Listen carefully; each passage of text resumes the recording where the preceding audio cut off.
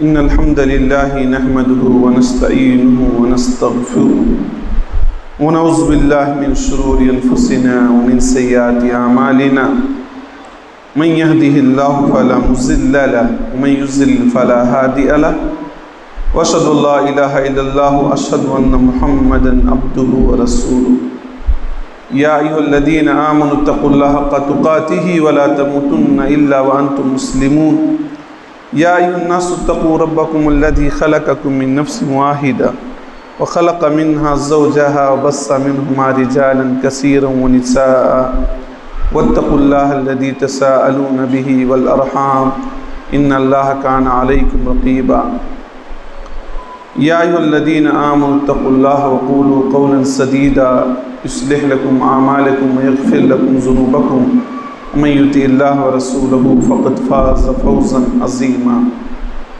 أما بعد فإن خير الحديث كتاب الله وخير الهدي هدي محمد صلى الله عليه وسلم وشر الأمور محدثاتها وكل محدثة بدعة وكل بدعة ضلالة وكل ضلالة في النار قال الله تبارك وتعالى إنا أنزلناه في ليلة القدر وما أدراك ما ليلة القدر ليلة القدر خير من ألف شهر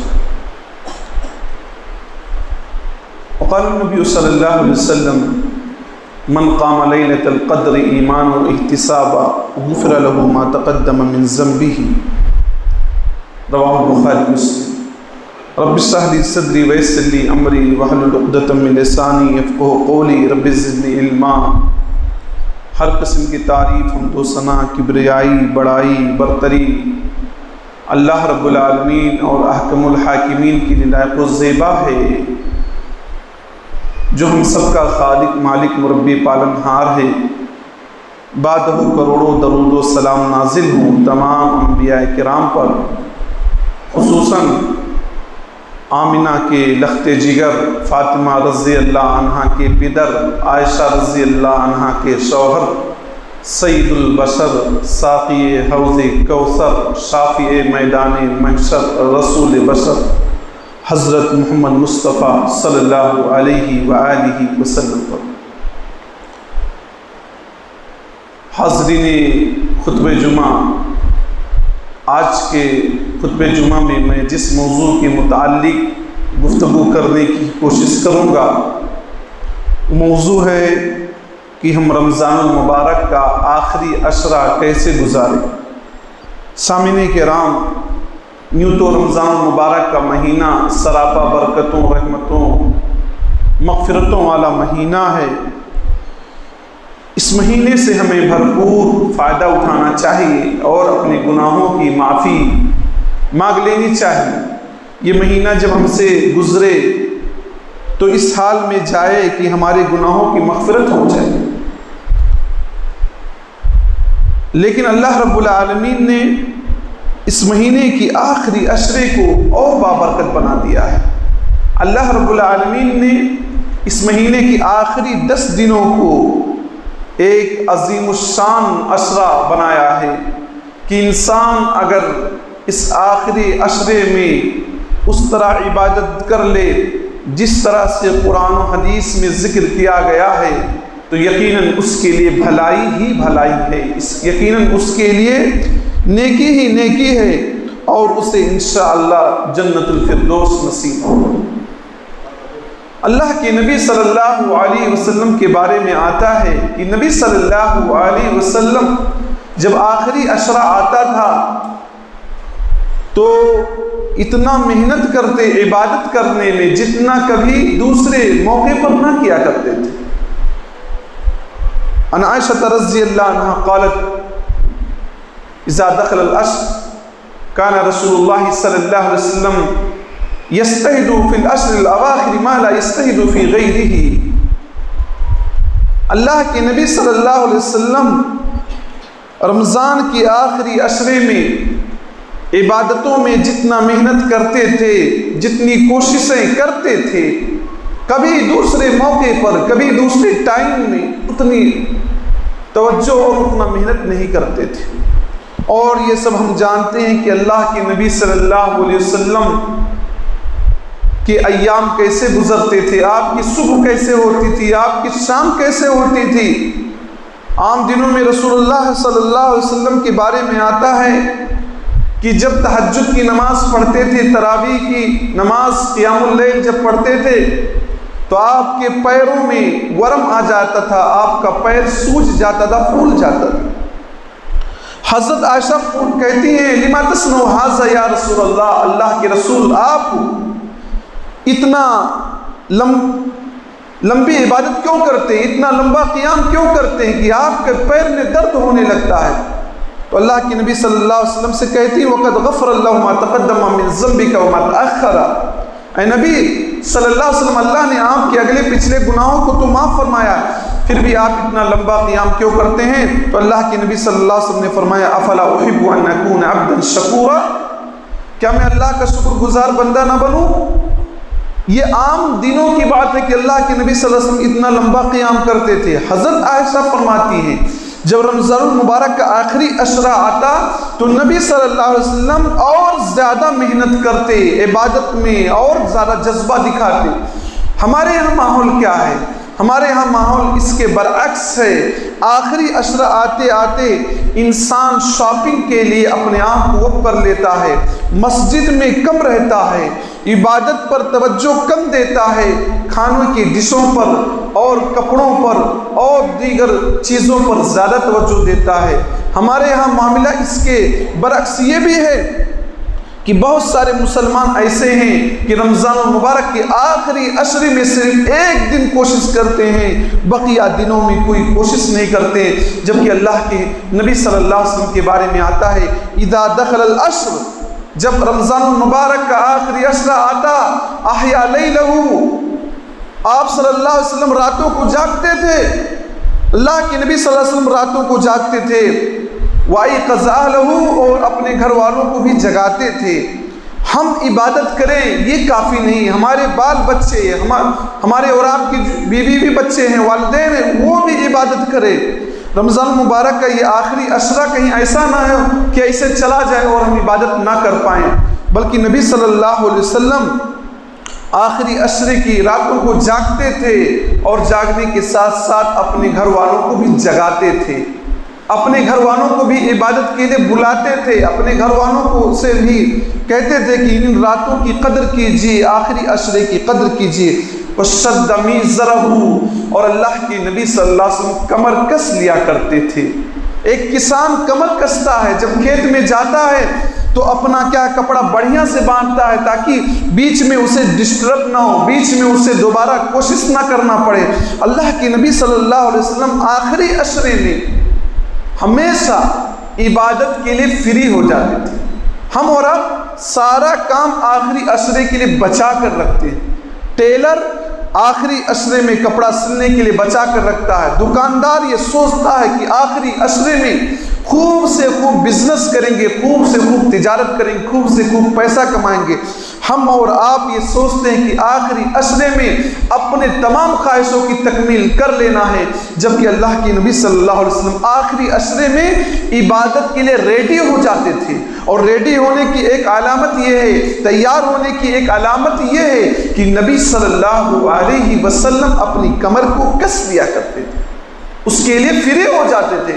تو ہمیں اور آپ کو بھی چاہیے کہ اپنے کاموں کو سمیٹ لیں، آخری عشرے میں زیادہ کام نہ بڑھائیں، آخری عشرے کو شاپنگ کے نام پر نہ گزار دیں، آخری عشرے کو گھومنے ٹہلنے تفریح کے نام پر نہ گزار دیں، بلکہ یہ آخری عشرہ ایک انمول اور قیمتی عشرہ ہے۔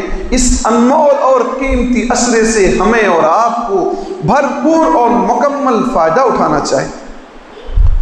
اس آخری عشرے میں ہمیں اور آپ میں سے اگر کسی کو اللہ تعالیٰ نے توفیق دی ہے تو اعتکاف کرے۔ اللہ کے رسول صلی اللہ علیہ وسلم کے بارے میں حضرت عائشہ رضی اللہ عنہا روایت کرتے ہوئے فرماتی ہیں کانا یعتکف رسول اللہ صلی اللہ علیہ وسلم یعتکف العشر الاواخر من رمضان، کانا رسول اللہ صلی اللہ علیہ وسلم یعتکف العشر الاواخر من رمضان حتی توفاہ اللہ ثم اعتکف ازواجہ من بعدہ۔ حضرت عائشہ فرماتی ہے کان رسول اللہ صلی اللہ علیہ وسلم یعتکف العشر الاواخر من رمضان، نبی صلی اللہ علیہ وسلم رمضان کے آخری عشرے میں اعتکاف کیا، آخری عشرے میں اعتکاف کیا کرتے تھے۔ ایک کنارے گھیر کر چادر وغیرہ سے خیمہ لگا کر، قبہ بنا کر، خیمہ لگا کر، چادر وغیرہ سے گھیر کر ہم اور آپ عبادت کر سکتے ہیں، کیونکہ اللہ کے نبی صلی اللہ علیہ وسلم آخری عشرے میں اعتکاف کیا کرتے ہیں۔ نبی صلی اللہ علیہ وسلم کو یہ کام کرنے کی ضرورت کیا تھی؟ امت کو یہ بتلانے کے لیے کہ آخری عشرہ یہ کوئی معمولی عشرہ نہیں ہے، ایک دم دنیاوی کاموں سے آپ فری ہو جائیے۔ اس کے بعد حضرت عائشہ فرماتی ثم اعتکف ازواجہ من بعدہ، نبی صلی اللہ علیہ وسلم کا جب انتقال ہو گیا، آپ جب دنیا سے رخصت ہو گئے، تو آپ کی ازواج مطہرات بھی اعتکاف کیا کرتی تھیں۔ یعنی اس سے ایک مسئلہ ثابت ہوتا، عورتیں اعتکاف کر سکتی ہیں، کیونکہ نبی صلی اللہ علیہ وسلم کی ازواج مطہرات اعتکاف کیا کرتی تھیں۔ تو ہماری ماں اور بہنوں کے لیے اگر سیفٹی کا انتظام ہے، ایسی جگہ اگر ان کے لیے منتخب ہے جہاں فتنے کا اندیشہ نہ ہو، جہاں مرد عورت اکٹھا نہ ہوتے ہوں، تو مائیں بہنیں بھی اعتکاف کر سکتی ہیں۔ لیکن یہ بات بھی عورتوں کو ذہن میں بٹھا لینا چاہیے، مردوں کو ذہن میں بٹھا لینا چاہیے، اعتکاف ہوگا تو مسجد میں۔ بہت ساری جگہوں پر چلن ہے کہ کچھ عورتیں اپنے گھر میں اعتکاف کرتی ہیں، گھر میں اعتکاف نہیں ہوتا ہے۔ وَأَنْتُمْ عَاكِفُونَ فِي الْمَسَاجِدِ، اللہ فرماتا ہے تم مسجدوں میں اعتکاف کرتے ہو، تو مسجد میں اعتکاف کرنا ہے، مسجد ہی میں اعتکاف کرنا، گھر میں اعتکاف نہیں کیا جائے۔ آدمی گھر میں اعتکاف کرے گا تو وہ ماحول بن نہیں پائے گا۔ اور ایک مرتبہ خود اللہ کے نبی صلی اللہ علیہ وسلم جب اعتکاف کے لیے خیمہ لگائے تو حضرت عائشہ رضی اللہ عنہ نے خیمہ لگایا، حضرت حفصہ رضی اللہ عنہ نے حضرت عائشہ رضی اللہ عنہ سے پوچھ کر خیمہ لگا دی، تو گویا کہ حضرت عائشہ نے بھی اعتکاف کا ارادہ کیا اور حضرت حفصہ نے بھی کیا۔ جب یہ بات زینب بنت جحش رضی اللہ عنہ کو معلوم ہوئی تو انہوں نے بھی اپنا خیمہ لگا دیا کہ ہم بھی اعتکاف کریں گے۔ جب نبی صلی اللہ علیہ وسلم نے یہ منظر دیکھا تو نبی صلی اللہ علیہ وسلم نے کہا البر ترید، کیا تم لوگ نیکی کا ارادہ رکھتی ہو کیا؟ گویا اللہ کے نبی صلی اللہ علیہ وسلم ایک طرح سے ڈانٹنے کی کوشش کر رہے ہیں کہ یہ تو گھر کا ماحول ہو جائے گا، یہ دیکھا دیکھی چل رہا ہے۔ پہلے حضرت عائشہ رضی اللہ عنہ نے اعتکاف کا ارادہ کیا، پھر ان کی دیکھا دیکھی حضرت حفصہ نے کیا، پھر ان کے دیکھی حضرت زینب رضی اللہ عنہ نے کیا۔ تو گویا کہ تم لوگ نیکی کا ارادہ نہیں، بس چپ دیکھنے کے لیے کہ حضرت عائشہ اعتکاف کرے تو ہم بھی کریں گے، ہم بھی کریں گے۔ اس سے ایک بات معلوم ہوئی، دکھاوے کے لیے اور ریاکاری کے لیے آدمی کو اعتکاف نہیں کرنا ہے۔ تو اللہ کے نبی صلی اللہ علیہ وسلم نے اس سال رمضان میں اعتکاف کیا ہی، تب کب کیا؟ شوال کے مہینے میں جا کر اس کو ادا کیا۔ نبی صلی اللہ علیہ وسلم کے جب دیکھا اس طرح کی حرکتیں ہماری بیویوں کی طرف سے ہو رہی ہیں، گویا وہ نیکی کا ارادہ نہیں، بس کہ عائشہ خیمہ لگا رہی ہے اعتکاف کا تو ہم بھی لگائیں گے، ہم بھی لگائیں گے، تو یہ ماحول دوسرا بنتا چلا جا رہا تھا۔ تو نبی صلی اللہ علیہ وسلم نے اس سال کیا ہے اعتکاف نہ کر کے شوال میں آپ صلی اللہ علیہ وسلم نے اعتکاف کیا۔ بہرحال اللہ کے نبی صلی اللہ علیہ وسلم اعتکاف کیا کرتے تھے، ہمیں اور آپ کو بھی اعتکاف کرنا چاہیے۔ اگر کسی کو فرصت ہے اور بہت زیادہ کام وام نہیں ہے، اعتکاف کر لے۔ اعتکاف کرنے کے بڑے فوائد اس کو حاصل ہیں۔ آدمی جب اعتکاف کرے گا تو ڈائریکٹ اس کا تعلق اللہ سے جڑ جائے گا۔ آدمی کتنا ہی نیک کیوں نہ ہو، باہر رہے گا، لوگوں سے بات کرنا ہے، زبان کی حفاظت، آنکھ کی حفاظت، کان کی حفاظت، یعنی کان سے غیبت وغیرہ سنتا رہتا ہے، زبان سے ناجائز چیزیں بولتا رہتا ہے، آنکھوں سے غلط چیزیں دیکھتا رہتا ہے۔ لیکن ایک آدمی جب اعتکاف کرے گا، اس کی کان کی بھی حفاظت ہوگی، اس کی آنکھ کی بھی حفاظت ہوگی اور اس کی زبان کی بھی حفاظت ہوگی، نہ کسی کی غیبت کرے گا، اکیلے تنہائی میں۔ اکیلے تنہائی میں ہے، نہ کسی کی غیبت سنے گا، نہ کسی کی برائی سنے گا، نہ کسی کی چغلی کرے گا، اللہ کا ذکر کرے گا، اللہ کی تسبیح کرے گا، اللہ کی کلام پاک کو پڑھے گا، تو اعتکاف میں بیٹھنے والا بہت سارے جرائم اور کرائم سے محفوظ ہو جاتا ہے۔ اور دوسرا بڑا فائدہ کیا ہے؟ اعتکاف میں بیٹھنے والا یقینی طور پر لیلۃ القدر کو، شب قدر کو، طاق راتوں کو پا لے گا، کیونکہ جب آخری عشرے میں وہ اعتکاف کرے گا تو ہم اور آپ تھوڑا غفلت برتتے ہیں۔ بہت سارے مسلمان شب قدر میں 10 بجے سے پہلے عبادت نہیں کریں گے، 10 بجے سے پہلے ذکر نہیں کریں گے، 10 بجے سے پہلے کچھ نہیں کریں گے، حالانکہ شب قدر کا ٹائم مغرب سے لے کر شروع ہو جاتا ہے، لیکن ہم اور آپ اس پر توجہ نہیں دیتے۔ ہم اور آپ مغرب سے 10 بجے 10:30 بجے تک آدمی مکمل فری ہو کر ایک معمولی رات کی طرح سے اس رات کو گزارتا، لیکن جو آدمی اعتکاف میں بیٹھے گا وہ عبادت کرے گا، وہ اللہ کا ذکر کرے گا، وہ قرآن مجید کی تلاوت کرے گا، وہ اللہ سے معافی مانگے گا۔ اعتکاف میں بیٹھنے والا عین ممکن ہوتا ہے کہ وہ شب قدر کو پالے۔ عام حالات میں دوسرا آدمی ہو سکتا ہے سعادت کی گھڑی جو بہت قیمتی ہے، جو بہت اہم اور امپورٹنٹ گھڑی ہوتی ہے، ہو سکتا ہے ہم اور آپ بات چیت میں کہیں گزار دیں، کہیں پکوان کے نام پر، ادھر ادھر ٹائم پاس کے نام پر ہم گزار دیں، لیکن اعتکاف میں بیٹھنے والا بہت ممکن ہوتا ہے کہ اس سے اس طرح کی گھڑی ختم نہیں ہوتی، فوت نہیں ہوتی، اور اس شب قدر کی برکت کو پا لیتا ہے۔ اعتکاف میں بیٹھنے والے کو ایک اہم فائدہ یہ بھی حاصل ہوتا ہے کہ اعتکاف میں جب آدمی بیٹھتا ہے تو تنہائی اسے نصیب ہوتی، آدمی کو سوچنے کا موقع ملتا ہے کہ دیکھیے گھر، زمین، جائیداد، رشتہ دار، دوست احباب، ایک دن ایسا آئے گا کہ سب کا ساتھ چھوڑنا پڑے گا، یہ بال بچے یہ سب یہیں رہ جائیں گے، یہ زمین، یہ جائیداد، یہ دکان، یہ مکان، یہ تجارت، یہ گاڑی، یہ بنگلہ، سب یہیں رہ جائیں گے، ایک دن آئے گا ہم اکیلے ایسے ہی چلے جائیں گے۔ تو انسان کو اپنے ذہن و دماغ میں بات بیٹھانی پڑے گی، اور اس کے ذہن و دماغ میں بات بیٹھ جاتی ہے کہ کیوں نہ یہ جب ہم تنہائی اختیار کیے ہیں تو قبر بھی تو تنہائی کا گھر ہے، قبر بھی تو تنہائی کا گھر ہے، وہاں اکیلے رہنا ہے، جیسے یہاں چھوٹی سی جگہ ہم گھیر کر رکھے ہیں چادر سے، ایسے قبر بھی 2 گز زمین ہوتی ہے، بہت زیادہ نصیب نہیں ہوتی۔ تو آدمی کو بہت ساری چیزوں کا احساس ہوگا کہ اکیلا پن کیا ہوتا ہے۔ آدمی جب پبلک میں رہے، دوستوں میں رہے، تو اس کا دماغ کنورٹ ہوتا رہتا، بدلتا رہتا ہے، نیکی کی طرف سوچ نہیں پاتا، لیکن انسان تنہائی میں ہے تو مکمل اسے چانس ہے کہ ایک دم نیکی کی طرف وہ لگ جائے۔ اور یہ بات بھی ہے کہ تنہائی میں جب آدمی اللہ کو یاد کر کے رو لے گا، اپنے گناہوں پر آنسو بہا لے گا، اس کا مقام و مرتبہ آپ خود جانتے ہیں کہ اللہ رب العالمین ایسے انسان کے اوپر جہنم کو حرام کر دیتا ہے، ایسے انسان کے لیے اللہ رب العالمین میدان محشر میں اپنی عرش کا سایہ نصیب فرمائے گا۔ تو تنہائی میں یاد کرنے کا چانس کم ہے۔ عام طور پر گھر چھوٹا ہو تو تنہائی میں یاد کرنے کا موقع کم ملتا ہے، یہ آدمی بزی رہتا ہے، سوچ نہیں پاتا، جب لیکن تنہا ہوگا، آنسو گرائے گا، روئے گا، تو اس کو بہت سارے بینیفٹ اور فوائد ملیں گے۔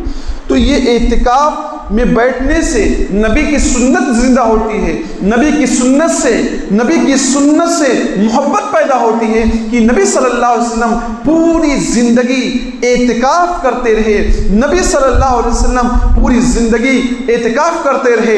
1 سال رمضان میں آپ نے اعتکاف نہ کیا تو شوال میں جا کر اعتکاف کیا۔ اس سے پتہ چلے گا کہ یہ اعتکاف کوئی معمولی چیز نہیں، دراصل یہ آخری 10 راتوں کی برکت کے پانے کا بہترین ذریعہ ہے۔ اسی طرح سے جو علمی دروس ہوتے ہیں، درس قرآن کی شکل میں، درس حدیث کی شکل میں، اور دیگر جو اہم چیز ہوتی ہیں، تمام چیزوں میں مکمل ہو، حاصل کر لے گا۔ ایک آدمی جب باہر رہتا ہے، آنے جانے میں اسے ٹائم لگتا ہے، اس کی ضروریات ہوتی ہیں، تو یہ چیزیں انسان کو غور کرنا چاہیے۔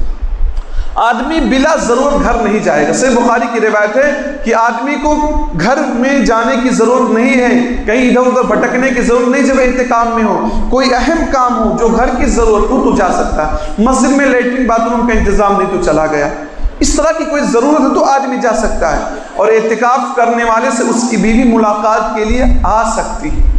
حضرت صفیہ رضی اللہ عنہا اللہ کی نبی صلی اللہ علیہ وسلم سے ملاقات کے لیے آتی ہے.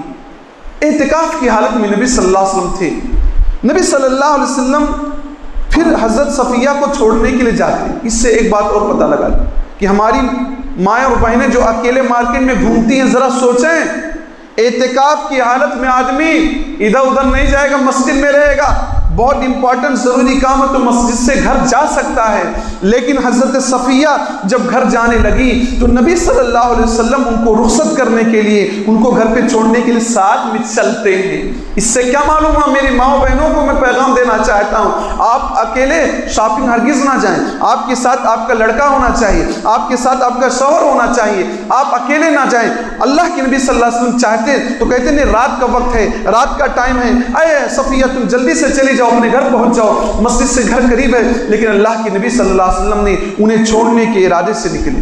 جب نبی صلی اللہ علیہ وسلم جا رہے تھے، ام سلمہ کے گیٹ کے پاس پہنچے. ام سلمہ جو نبی صلی اللہ علیہ وسلم کی بیوی ہیں، ان کے گھر کے پاس پہنچے تو دو صحابی جا رہے تھے. نبی کو دیکھ کر دونوں صحابہ جلدی جلدی آگے بڑھنے لگے. نبی صلی اللہ علیہ وسلم نے ان کو روکا.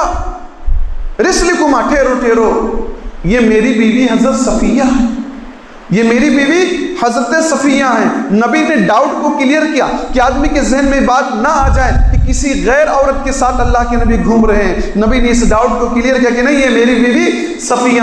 ان لوگوں نے کہا اللہ سبحان اللہ، اللہ اکبر، ہم لوگ آپ کے تعلق سے ایسا سوچ سکتے ہیں. نبی نے فرمایا نہیں سوچ سکتے، لیکن شیطان انسان کے رگ و ریشے میں خون جو ہے نا، خون جیسے دوڑتا ہے انسان کی باڈی میں، اسی طرح شیطان دوڑتا ہے. تمہارے ذہن میں بات ڈال سکتا تھا. تو اس سے بھی پتہ لگ سکتا ہے کہ اعتکاف میں بیٹھنے والا کیا ہے، اپنی بیوی کو ضرورت کے وقت چھوڑنے کے لیے جا سکتا ہے. اعتکاف میں بیٹھنے والا سوشل میڈیا کا استعمال نہ کرے، بے جا بات نہ کرے، تنہائی اختیار کرے، لوگوں سے دوستوں سے رات بھر بات کرے. تو فائدہ کیا ہے اعتکاف کرنے کا؟ اعتکاف نہیں کرے تو اعتکاف کی جو شرائط ہیں، اعتکاف کی چیزیں ان کو ملحوظ رکھیں. اس رمضان مبارک کے آخری عشرے کی جو اہم چیز ہے، جسے ہم اور آپ طاق رات کہتے ہیں، شب قدر کہتے ہیں، اللہ کے نبی صلی اللہ علیہ وسلم فرماتے ہیں من قام لیلۃ القدر ایمان و احتسابا غفر له ما تقدم من ذنبه. جو شب قدر کو پالے، جو رات کو جاگے، اس کے تمام سابقہ گناہ معاف ہو جاتے ہیں. اور اللہ کے نبی صلی اللہ علیہ وسلم کب جاگتے تھے، آخری عشرہ کب تلاشتے تھے، اس کی وضاحت میں آپ لوگوں کے سامنے کر دیتا ہوں. حضرت ابو سعید خدری رضی اللہ عنہ فرماتے ہیں کہ اللہ کے نبی صلی اللہ علیہ وسلم پہلے رمضان کے درمیانی عشرے میں اعتکاف کیا کرتے تھے. جب یہ درمیانی عشرہ ختم ہوتا تو سب لوگ اپنے گھروں کو چلے جاتے تھے. لیکن ایک مرتبہ اللہ کے نبی صلی اللہ علیہ وسلم نے کہا لوگوں، یہ ہم اور آپ بیچ والے عشرے میں جو اعتکاف کیا کرتے تھے، اب اعتکاف آخری عشرے میں کریں گے، کیونکہ اس میں ایک ایسی رات ہے جو تمام راتوں سے افضل ہے. نبی صلی اللہ علیہ وسلم نے فرمایا فَابْتَغُوهَا فِي الْعَشْرِ الْأَوَاخِرِ. اس شب قدر کو رمضان کے آخری عشرے میں ڈھونڈو. ایک بات یہ معلوم ہو کہ رمضان میں شب قدر کو کب ڈھونڈنا ہے؟ رمضان کی آخری عشرے میں. آخری عشرہ مانے آخری 10 دن جو ہوتا اس میں ڈھونڈنا. دوسری بات کیا معلوم ہوئی؟ وَابْتَغُوهَا فِي كُلِّ وِتْرٍ. اور اس کو طاق راتوں میں ڈھونڈو. 21, 23, 25, 27, 29 ان طاق راتوں میں ڈھونڈنا ہے. نبی نے فرمایا شب قدر کو آخری عشرے میں ڈھونڈو. شب قدر کو آخری عشرے کی طاق راتوں میں ڈھونڈو. تو یہ بہت سارے لوگ 10 دن جاگنے کی کوشش کرتے ہیں. اگر آپ نبی کے اس فرمان پر غور کریں تو طاق راتوں میں ڈھونڈنا ہے. اور اس فرمان میں اگر غور کریں تو ایک رات میں نہیں ڈھونڈنا ہے، بلکہ 5 راتوں میں ڈھونڈنا ہے. کتنے راتوں میں ڈھونڈنا ہے؟ 5 راتوں میں ڈھونڈنا ہے. نبی صلی اللہ علیہ وسلم یہ فرماتے ہیں. اسی طرح سے اللہ کے نبی صلی اللہ علیہ وسلم نے کہا مجھے دکھلایا گیا کہ میں مٹی اور پانی پر، کیچڑ اور پانی پر میں سجدہ کر رہا ہوں. راوی بیان کرتے ہیں ابو سعید خدری رضی اللہ عنہ کہ 21ویں رات میں بارش ہوئی، مسجد سے پانی گرا۔ مسجد پہلے چھپر کا ہوتا تھا، یہ کھجور وغیرہ کے تنا سے یہ بنتا تھا، تو پانی ٹپکا، پانی گرا، نبی صلی اللہ علیہ وسلم نے سجدے کی حالت میں جو سجدے آپ کی پیشانی پر کیچڑ لگ گیا۔ صبح کو کہتے ہیں میں نے دیکھا کہ اللہ کے نبی صلی اللہ علیہ وسلم کی پیشانی مبارک پر کیچڑ لگا ہوا ہے، تو اس سے ہمیں محسوس ہوا کہ اس سال شب قدر 21ویں رمضان کو ملی تھی۔ اور حضرت عبداللہ بن انیس رضی اللہ عنہ فرماتے ہیں کہ میں نے نبی صلی اللہ علیہ وسلم کو 23ویں رات کو دیکھا کہ نبی صلی اللہ علیہ وسلم مٹی اور کیچڑ پر سجدہ کر رہے ہیں، جس کی وجہ سے آپ کی پیشانی پر یہ ملے۔ تو گویا کہ یہ بھی پتہ چلا عبداللہ بن انیس کی روایت سے کہ وہ رات 23ویں رات تھی، یہاں 21ویں رات، یہاں 23ویں رات۔ اور حضرت عبداللہ بن عمر رضی اللہ عنہ فرماتے ہیں کہ صحابہ کرام نے خواب دیکھا کہ شب قدر آخری 7 راتوں میں ہے، تو نبی صلی اللہ علیہ وسلم نے کہا تمہارا خواب میرے خواب سے مل رہا ہے، لہٰذا رمضان کو آخری 7 راتوں میں، آخری 7 دنوں میں گزارو۔ تو آخری 7 دن میں گزارنا، 23، 25، 27، 29 ان آخری 7 دنوں میں گزارنا ہے۔ تو مختلف روایات کو اگر آپ سامنے رکھیں گے تو پتہ چلتا ہے کبھی کہ رمضان مبارک 21ویں رات کو آئی، کبھی 23ویں رات کو، اور ایک روایت سے پتہ چلتا 27ویں رات کو۔ زیر بن حبیش فرماتے ہیں کہ میں نے ابی بن کعب سے کہا کہ عبداللہ بن مسعود کہتے ہیں کہ شب قدر کو وہی آدمی پائے گا جو سال بھر تہجد کی نماز پڑھتا، سال بھر جاگتا ہے۔ تو ابی بن کعب نے کہا اللہ تعالیٰ عبداللہ بن مسعود رضی اللہ عنہ پر رحم فرمائے۔ شاید انہوں نے یہ بات اس لیے کہی ہے کہ تاکہ لوگ ایک رات پہ بھروسہ کر کے بیٹھ نہ جائے، ورنہ ان کو یہ معلوم ہے کہ آخری یہ طاق رات رمضان مبارک کی آخری عشرے میں آتی ہے اور آخری عشرے کی 27ویں رات میں آتی ہے۔ تو زر بن حبیش نے کہا یہ بات آپ کیسے کنفرم کر کے بتا رہے ہیں کہ 27 کو 27ویں رات کو ہی شب قدر آتی ہے؟ کہتے ہیں اس نشانے کی بیس پر، اس نشانے کی بنیاد پر جو نبی صلی اللہ علیہ وسلم نے مجھے بتلائی ہے، میں دیکھتا ہوں 27ویں رات کو اس طرح سے یہ معاملہ ہوتا ہے۔ تو دیکھیے ایک روایت میں پتہ چلا 21ویں کو، ایک روایت میں پتہ چلا نشانی 23 تاریخ کو تھی، 23 رمضان کو تھی، ایک میں 21 رمضان کا پتہ چلا، اور ایک میں یہ کہہ رہے ہیں کہ ابی بن کعب کہہ رہے ہیں 27 کو پتہ چلا۔ تو تمام روایتوں کو ملانا کر چلنا ہے، ایک روایت کو نہیں پکڑنا ہے۔ اسی وجہ سے کہتے ہیں رمضان المبارک کے آخری عشرے میں طاق رات کو ڈھونڈیے، اور آخری عشرے کی طاق رات میں جو طاق راتیں ہوتی ہے 21، 23، 25، 27، 29 ان میں ڈھونڈیے۔ ہمارے ہاں بھی ایک کمی ہے، 27ویں کے بعد ہم لوگ 29 کو ذرا دھیان نہیں دیتے، اس کو بھی دھیان دینا چاہیے۔ تو کچھ لوگ صرف 27 کو دھیان دیتے ہیں، اور ہم مسلمان 21، 23، 25، 27 کو زیادہ دھیان دیتے ہیں، 29 کو ذرا لوگ گراف کم کر دیتے ہیں، ذرا اس میں توجہ کم دیتے ہیں، 29 کو بھی ڈھونڈنا چاہیے۔ اچھا ایک بات یہ بھی معلوم ہونی چاہیے کہ اللہ کے نبی صلی اللہ علیہ وسلم شب قدر بتانے کے لیے نکلے تھے، لیکن 2 لوگ لڑائی کر رہے تھے، جھگڑا کر رہے تھے، جس کی وجہ سے نبی فرماتے ہیں میں دن کی تعین نہ کر سکا، میں دن نہیں بتا سکتا، ہو سکتا ہے تمہارے لیے اس میں بھلائی ہو۔ تو نبی کا یہ کہنا کہ میں رمضان مبارک میں جو شب قدر آتی ہے اس کی تعین کرنے کے لیے نکلا تھا، اسے بتانے کے لیے نکلا تھا، لیکن میں بھول گیا۔ کیوں بھول گئے؟ 2 لوگ لڑائی کر رہے تھے، 2 لوگ آپس میں بحث کر رہے تھے۔ کچھ لوگ ہوتے ہیں جماعت میں نفرت پھیلاتے ہیں، حسد کرتے ہیں، جلن کرتے ہیں، لڑائی کرتے ہیں، یہ چیز ہوتی ہے تو اس کا نقصان ہوتا ہے۔ نبی صلی اللہ علیہ وسلم بتانے کے لیے نکلے تھے لیکن نہ بتا سکے، اس سے کیا بات معلوم ہوئی؟ کوئی کنفرم ڈیٹ نہیں ہے، کوئی کنفرم ڈیٹ نہیں ہے کہ اگر کوئی نبی بتائے ہی نہیں، جب بھول گئے تو نبی نے ذکر ہی نہیں کیا، تو ہم کیسے کہہ سکتے ہیں کہ 21ویں کو ہے، ہم کیسے کہہ سکتے ہیں صرف 23ویں کو ہے، ہم کیسے کہہ سکتے ہیں صرف 25ویں کو، ہم کیسے کہہ سکتے ہیں کہ صرف 27ویں کو جا کر اس شب قدر کو حاصل کیا جا سکتا ہے، ہم کیسے کہہ سکتے ہیں کہ 29ویں تاریخ کو، 29 رمضان کو ہم حاصل کر سکتے ہیں، جبکہ نبی نے خود کہا کہ میں بھول گیا ہوں، اور نبی نے یہ بھی فرمایا تھا کہ اس میں تمہارے لیے بھلائی ہے۔ اس میں بھلائی کیا ہے؟ 5 رات عبادت کریں گے، 5 رات عبادت کریں گے، 5 رات جاگیں گے تو امید ہے کہ یہ رات مل جائے گی۔ یہ رات کی عظمت کو سمجھیے، اللہ فرماتا ہے اِنَّا أَنزَلْنَاهُ فِي لَيْلَةِ الْقَدْرِ، ہم نے قرآن مجید کو لیلۃ القدر میں نازل کیا، شب قدر میں نازل فرمایا۔ وما ادراک ما لیلۃ القدر، اور تمہیں کیا معلوم لیلۃ القدر کیا ہے، قدر والی رات کیا ہے، عظمت والی رات کیا ہے، مرتبے والی رات کیا ہے۔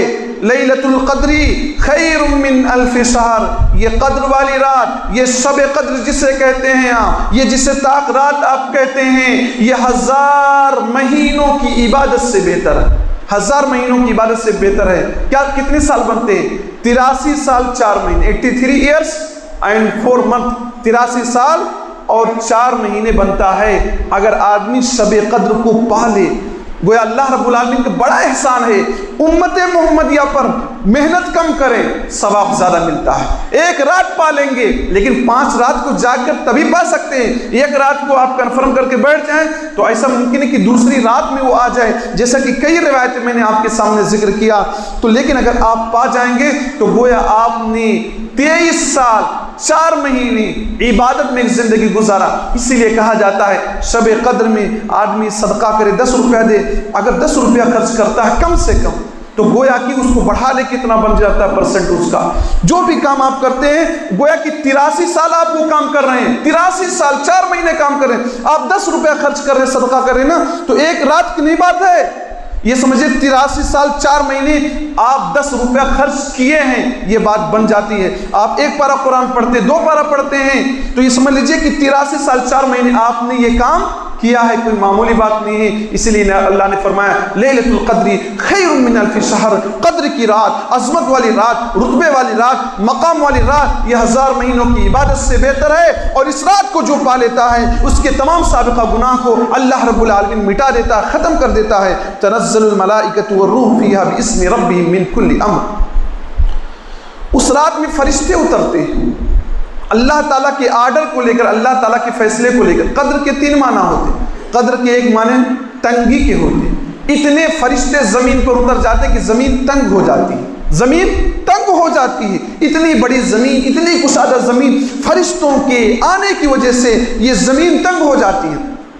اور قدر کی رات کا ایک قدر کے معنی ایک ہوتا ہے فیصلہ کرنے کی رات، اس رات بندوں کے سال بھر کے اعمال کا فیصلہ کیا جاتا ہے کہ ان کا اگلا سال کیسا رہے گا، ان کی دکانیں کیسی چلیں گی، ان کے صحت و تندرستی کیسا رہے گا، ان کے گھر کا ماحول کیسا رہے گا، سال بھر کے لیے فیصلہ ہوتا ہے۔ ورنہ یہ فیصلہ تو لوح محفوظ میں لکھا جا چکا ہے لیکن رینیو ہوتا ہے۔ اللہ رب العالمین ہر رمضان کی طاق رات میں فیصلہ کرتا سال بھر کیا ہونے والا ہے، تو یہ سال بھر ہونے والا ہے۔ اور قدر کے تیسرا معنی کیا، عظمت والا، رتبہ والا، مقام والا، تو یہ رات بھی عظمت والی ہے، رتبے والی ہے، مقام والی ہے۔ تو تنزل الملائکۃ والروح، تمام فرشتے تو اترتے ہی اترتے ہیں، جبریل امیر بھی اترتے ہیں، اللہ کا حکم لے کر، اللہ کی اجازت سے اترتے ہیں۔ سلام ہی حتی مطلع الفجر، یہ رات سلامتی والی ہے، یہ رات امن والی ہے، یہ رات پیس والی ہے، سکون والی ہے، چین والی رات ہے۔ اور یہ رات کب تک رہتی ہے؟ طلوع فجر تک رہتی ہے۔ ایسا نہ ہو کہ 3:30 بجے وتر کی نماز پڑھ لو اس کے بعد بالکل غائب ہو جاؤ، کچھ لوگ ایسا بھی کرتے ہیں۔ 5 رات ہی تو آپ کو جاگنا ہے، سال بھر آپ سوتے ہیں، کوئی آپ کو ڈسٹرب کرنے والا نہیں، کوئی آپ کو تنبیہ بھی نہیں کرتا، لیکن یہ 5 راتیں ہیں تو کہیں ایسا نہ ہو کہ 3:30 بجے وتر کی نماز پڑھ لی جاتی ہے عام طور پر تو لوگ اس کے بعد بھاگنا شروع کر دیتے ہیں، اس کے بعد گھروں پر جانا شروع کر دیتے ہیں۔ یہ 5 راتیں کسی حساب سے جاگیے، دن میں تھوڑا سو لیجئے، دن میں تھوڑا آرام کر لیجئے، کچھ بزنس کم کر لیجئے۔ یہ راتیں ہمیشہ نہیں ملتی، سال بھر میں آتی ہیں، اور سال بھر میں ایک مرتبہ یہ رات ملتی ہے، یہ رات مل گئی تو اس کی قسمت کا کیا کہنا۔ تو یہ رمضان مبارک کا جو مہینہ ہے، خاص طور سے شب قدر کی رات، یہ بہت عظمت والی رات ہے معزز مسلمان بھائیوں۔ اسے ہم بے جا چیزوں میں، لہو و لعب میں، کھیل کود میں نوجوانوں کو دیکھا جاتا ہے، مسجد کے باہر بیٹھے رہیں گے، گیٹ پر بیٹھے رہیں گے، دکانوں پر بیٹھے رہیں گے، رات دن چلائیں گے، شور کریں گے، ہنگامہ کریں گے۔ اس سے آپ اپنا نقصان تو کرتے ہی کرتے ہیں، دراصل اور دوسرے مسلمان بھائیوں کو یا دوسرے اپنے برادران وطن کو تکلیف دیتے ہیں۔ پولیس کی سیکورٹی کا بھی مسئلہ ہوتا ہے، ساری چیزیں آپ کے خلاف جاتی ہیں۔ لہٰذا نوجوانوں، یہ جو شب قدر ہے، رات میں جاگیں، مسجد میں جا کر عبادت کریں، یہاں اور دوسری جگہ شور و ہنگامہ کرنا، دوستی کرنے پھرتے رہنا، ادھر ادھر جانا، یہ بالکل مناسب نہیں ہے۔ تو رمضان مبارک کا آخری عشرہ ہے، اور جو آج سے انشاءاللہ مغرب سے شروع ہو جائے گا، تو بہرحال ہمیں اس میں قدر کرنا ہے۔ آدمی اعتکاف کرے، لمبا قیام کرے، لمبا قیام کرے، ہم اور آپ تو 5-10 منٹ تھک جاتے ہیں۔ اللہ کے نبی صلی اللہ علیہ وسلم کی ایک حدیث میں بول کر اپنی بات کو ختم کر دیتا ہوں۔ حضرت ابو ذر غفاری فرماتے ہیں کہ اللہ کے نبی صلی اللہ علیہ وسلم نے 23ویں رات کو آپ نے تراویح کی نماز پڑھائی تو 1/3 رات تک پڑھائی، یعنی پوری رات میں جاگنے کے بجائے 3 حصہ کر لیجئے، ایک حصہ جاگ کر پڑھائی۔ 24ویں کو آپ نے تراویح نہیں پڑھائی، 25ویں رات کو پڑھائی تو آپ نے آدھی رات تک پڑھائی۔ تو میں نے اللہ کے نبی سے کہا اللہ کے نبی صلی اللہ علیہ وسلم اگر آپ پوری رات پڑھاتے تو اور اچھا رہتا۔ صحابی کہہ رہے کہ پوری رات پڑھاتے، ابو ذر غفاری کہہ رہے پوری رات پڑھاتے تو اور اچھا تھا۔ تو اللہ کے نبی نے ان کو سمجھایا دیکھو بھائی انہ من قام مع الامام حتی ینصرف، جو امام کے ساتھ تراویح کی نماز پڑھے چاہے جتنے ٹائم تک امام پڑھائے اس کو پوری رات کے تراویح پڑھنے کا ثواب ملتا ہے۔ میں کچھ لوگوں کو دیکھتا ہوں کہ بغیر وتر پڑھے کو بھاگنا شروع کر دیتے ہیں۔ امام کے ساتھ آپ تراویح کو کمپلیٹ کیجئے۔ تراویح کی نماز، تہجد کی نماز 11 رکعت ہے۔ کچھ لوگ کیا ہے امام صاحب 8 رکعت پڑھاتے ہیں پھر بھاگنا شروع کر دیتے ہیں عام دنوں میں۔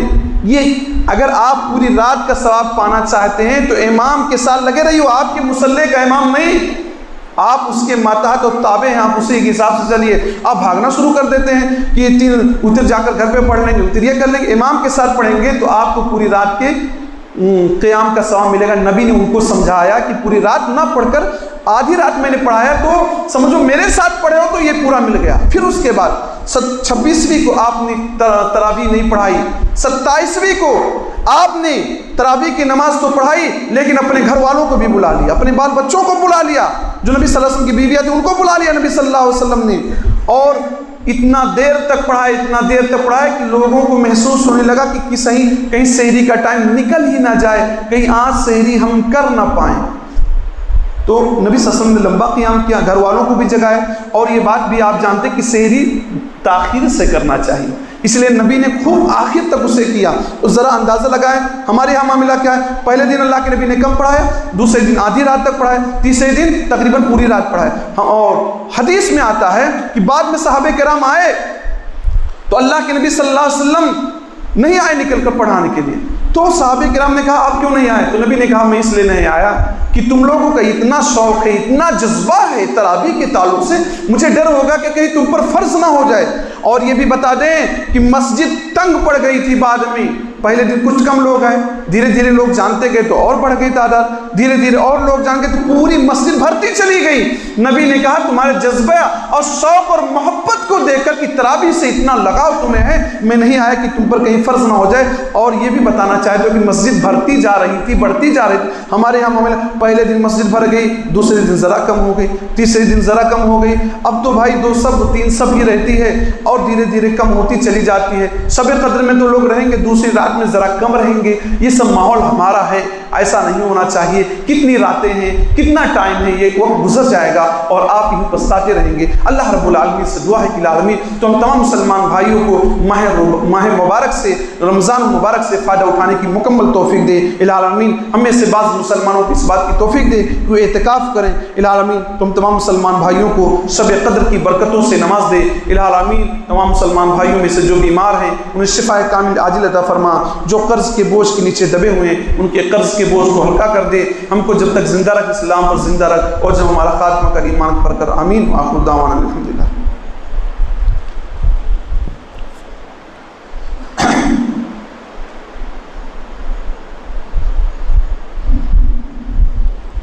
ان الحمد للہ نحمده ونستعینه ونستغفره ونعوذ باللہ من شرور انفسنا من سیئات اعمالنا من يهد الله فلا مضل له ومن يضلل فلا هادي له واشهد ان لا اله الا الله واشهد ان محمدا عبده ورسوله ان الله وملائكته يصلون على النبي يا ايها الذين امنوا صلوا عليه وسلموا تسليما اللهم صل على محمد وعلى ال محمد كما صليت على ابراهيم وعلى ال ابراهيم انك حميد مجيد اللهم بارك على محمد وعلى ال محمد كما باركت على ابراهيم وعلى ال ابراهيم انك حميد مجيد عباد الله رحمكم الله ان الله يأمر بالعدل والإحسان وإيتاء ذي القربى وينهى عن الفحشاء والمنكر والبغي يعظكم لعلكم تذكرون واذكروا الله يذكركم ولذكر الله تعالى أعلى وأجل وأتم والله يعلم ما تصنعون